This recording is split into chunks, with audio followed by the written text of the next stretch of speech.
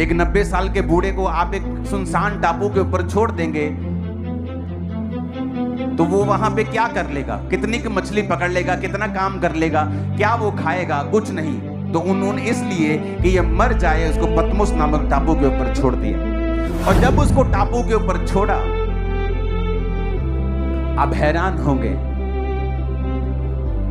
आपकी Christian life कई बार ऐसे फेसेस से गुजरती है, ऐसे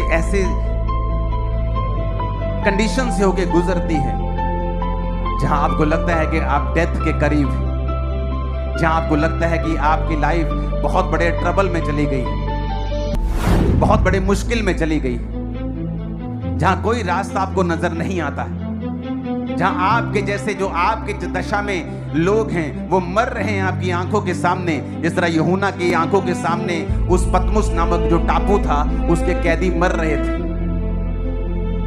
आज भी जब आप उस पतमुस नामक टापू के ऊपर जाएंगे, जिस जगह के ऊपर परमेश्वर ने यूहन्ना को दर्शन दिया था, अब उसे यीशु मसीह के दर्शन होते हैं और यीशु मसीह उसे दिखाई देते हैं और उसे कहते हैं जो कुछ तू देख रहा है उसे लिख ले।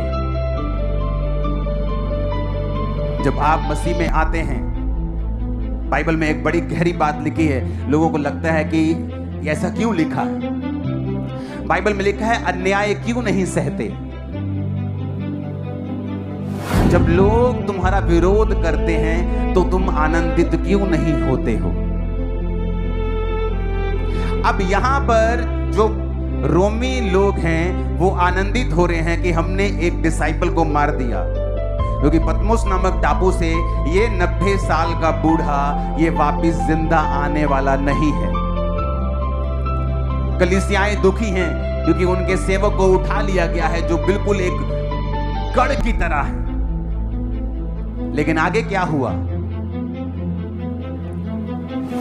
जिस गुफा में, जिस जगह के ऊपर यूहन्ना को परमेश्वर ने दर्शन दिया और कहा, जब उसने देखा तो उसने क्या देखा? बाल श्वेत यानी वाइट हैं, जो बुजुर्गी को, समझदारी को दर्शाता है। हम बोलते हैं ना कई बार, यार तेरे तो बाल चिट्टे हो गए, हुंदा अकल दी गल कर ला। यानी जब बाल वाइट हो जाते हैं तो वो बुजुर्गी को, समझदारी को दर्शाता है। तो परमेश्वर के बाल जब देखे गए तो वो वाइट थे, उज्जवल थे, यानी वो समझदार है, वो बुद्धिमान है।